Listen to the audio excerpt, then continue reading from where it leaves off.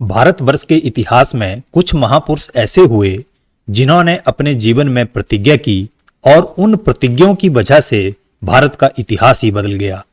जैसे भीष्म पितामह, चाणक्य, महाराणा प्रताप और शिवाजी महाराज आदि। आज के वीडियो में हम जानेंगे कि शिवाजी राजे ने कब और कैसे हिंदवी साम्राज्य स्थापित करने की प्रतिज्ञा ली थी, उस समय क्या परिस्थितियां थी और कैसे अपना संगठन खड़ा करने के लिए शिवाजी महाराज ने गांव-गांव जाकर अपने साथ स्वराज्य के सपने को साकार करने वाले नौजवानों को खड़ा किया था। पूना के आसपास के प्रदेश को मावल कहते हैं। हिमालय जैसी ही सह्याद्री की कई कतारें हैं। बहुधा प्रत्येक दो कतारों या पहाड़ों के बीच में कोई न कोई छोटी बड़ी नदी बहती है। नदी के दोनों ओर जो समतल प्रदेश बना है उसे मावल कहते हैं। यह सब बहुत उबड़ खाबड़ प्रदेश है। सामान्यतः यहाँ के लोग काले, पतले, परंतु बहुत फुर्तीले, सहनशील, परिश्रमी और ईमानदार होते हैं। सह्याद्री के पूर्व की ओर सह्याद्री से सटा हुआ लगभग 50 मील की चौड़ाई और 100 मील लंबाई तक फैला हुआ यह प्रदेश है। इसके छोटे छोटे 24 भाग हैं। जुनूर से चाकन तक पूना के उत्तर में 12 मावल हैं और पूना के दक्षिण में सिरवल तक कोंकण के 12 मावल हैं। ऐसे ये 24 मावल कहलाते हैं।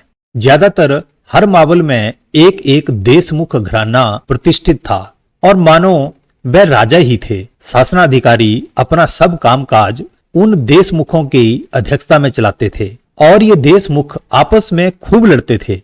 एक दूसरे के गांव जलाना, फसल काट के ले जाना, कन्याओं को भगाना, हर तरह से दुश्मनी करना और मार काट मचाना, यही इन सब लोगों का काम था। हर जगह अव्यवस्था थी। जरा जरा सी बात पर तैस में आकर ये लोग आपसी खून बहाते थे और मुसलमान अधिकारियों के चरण चूमते थे। इस तरह आपस में ही ये सब लोग बंटे हुए थे। दादा कोंडदेव जी ने इन सब को अपने नियंत्रण में लाने के लिए काम करना शुरू किया। उनमें से एक कान्होजी जेघे, जिन्हें रणदुल्ला खान से प्राप्त किया गया था, पहले से ही शाहजी भोंसले की सेवा में था। अतः अधिकांश जेघे परिवार शिवाजी को हर प्रकार की सहायता देने लगा। तबे गांव में बाजी पासलकर रहते थे। वे बहुत ही सशक्त, श्रद्धावान तथा धार्मिक प्रवृत्ति के देशमुख थे। स्वराज्य की कल्पना उन्हें पसंद आ गई और वे शिवाजी के एक निष्ठ अनुयायी बन गए। इस तरह दादा कोंडदेव जी और शिवाजी महाराज एक एक देशमुख के पास जाते और उन्हें समझाते कि यह कुछ हमारे स्वार्थ का काम नहीं है, देश धर्म का काम है, ईश्वर का काम है। आजकल की परिस्थितियां इतनी मुश्किल हैं कि कभी भी आक्रमण हो सकता है, लूटपाट मच सकती है, बड़े बड़े लोग भी तबाह हो गए। हमारी और तुम्हारी क्या औकात है। इसलिए रास्ता एक ही है कि हम सब एकजुट हो जाएं, धर्म और ईश्वर के नाम पर एकजुट हो जाएं और विधर्मियों को मारकर भगाने का प्रयत्न करें। अगर कभी संकट आए तो सबसे पहले हम आगे बढ़ेंगे। आइए आप भी इस पवित्र कार्य में हमारा हाथ बंटाइए। इस प्रकार धीरे धीरे दादोजी और शिवाजी महाराज ने पूरे मालव प्रांत में अपना संगठन फैला दिया। जो कुछ देशमुख, दुराचारी, उदंड और स्वराज्य प्रयत्न में बाधक थे, उन्हें हर प्रकार से समझाने की कोशिश करने के बाद भी अगर नहीं माने तो उनको रास्ते पर लाने के लिए उनको दंडित भी किया गया। इनमें से एक रांझे ग्राम का बाबाजी भीमका जी गुजर तो बहुत ही दुष्ट था। उसने एक महिला पर दुराचार किया। जब इसका समाचार शिवाजी महाराज को प्राप्त हुआ तो उन्होंने उसे पकड़कर लाने का आदेश दिया और उसके बाद उसके हाथ पैर काट दिए गए और सर्वत्र घोषणा करवा दी गई कि स्वराज्य में इस प्रकार के दुष्कर्म को सहन नहीं किया जा सकता और अगर इस तरह का कोई भी दोषी होगा तो उसे कठोर दंड मिलेगा। इस तरह शिवाजी ने मालव के गांव-गांव में घूमकर वीर युवक भी जुटाए। उनमें से प्रमुख थे मालूसरे कुल के तानाजी और सूर्याजी नामक 2 भाई। येसाजी कंक, सूर्याजी काकड़े, त्र्यंबक सोनदेव, देशपांडे कुल के नारायण, चिन्मानंद जी और बालाजी तथा दादाजी नरसिंह गुप्ते। ये सब लोग शिवाजी के अनुयायी के नाते स्वराज्य खड़ा करने की धुन में मानो पागल ही हो गए थे। अपना यह दल लेकर शिवाजी क्या गांव में, क्या पहाड़ों में, सब जगह घूमते रहते थे। वहां का सब प्रदेश उन्होंने छान डाला। कभी सब देव दर्शन के लिए तीर्थ स्थानों पर पहुंच जाते थे। वहां कोई ध्वस्त मंदिर या टूटी हुई मूर्ति देखते थे तो इन युवकों के मन में प्रबल विचारों के तूफान जाग उठते थे। अरे, यह हमारा मंदिर है परंतु खाली है, यहाँ की मूर्ति कहाँ गई? तब तक कोई कहता, देखो मूर्ति का एक बड़ा टुकड़ा यहाँ पड़ा है।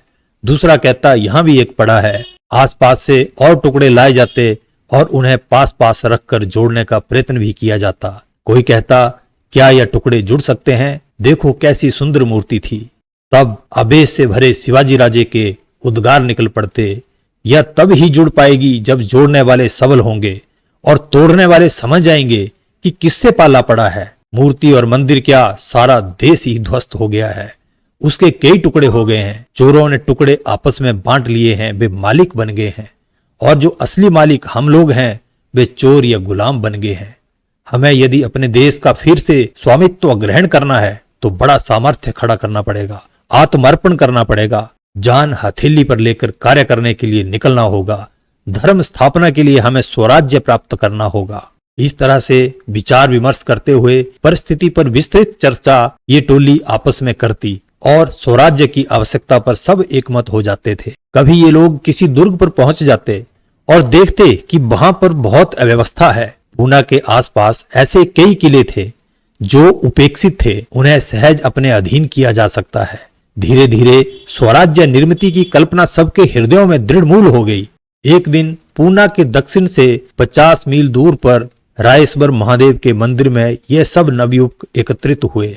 रात भर अनेक चर्चाएं चली, विचार विनिमय हुआ, योजनाएं बनी और सब के सब वीरव्रती बन गए। रायेश्वर महादेव के सम्मुख उपस्थित होकर सर्वप्रथम शिवाजी ने देवाधिदेव की पूजा की और फिर प्रत्येक ने शिवलिंग पर चढ़ाया हुआ बिलपत्तर उठाकर स्वराज्य निर्मिति के लिए तथा देश धर्म के संरक्षण के लिए सर्वस्व समर्पण करने की प्रतिज्ञा ली। इस तरह शिवाजी महाराज की इस प्रतिज्ञा ने भारत के इतिहास को एक नया मोड़ दे दिया और चारों ओर निराशा व गुलामी के वातावरण में हिंदू पद पातशाही की स्थापना की ओर अपने कदम बढ़ा दिए।